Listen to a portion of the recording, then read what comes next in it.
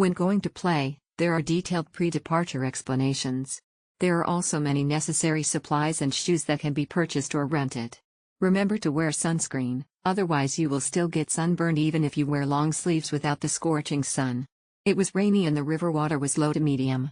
The water level in our two boats had a lot of fun. The coach also made a lot of waves for us. The coaches will help take pictures. It's a pity that most of the photos are not very clear, but fortunately, we have a brave teammate who took the risk of jumping into the water with his mobile phone to take pictures for us. There are a lot of photos, but I am responsible for the phone jumping. The scenery along the road is beautiful, and several rapids coaches will tell you that the safe arrival is interrupted. There are delicious meat dumplings in a small shop where you can buy food and change clothes. The place is very clean and well equipped. It is really far away from Hualien city. The shuttle bus can be purchased additionally. The driver is also very humorous. The whole experience is great, super fun. It's really a once-in-a-lifetime experience, but it's better to evaluate your own situation before playing.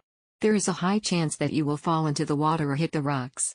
We must wear the basics of long sleeves, long pants, and covered shoes. The coach will always look forward and backward during the process. Every time he sees that we are about to hit the mountain wall or the current is extreme, he will push us to a safe road. The team must be sure it would be better to have a few boys, and teamwork is very important. After playing, there are free showers and vegetarian rice dumplings. This is a great experience. Hugging face emoji.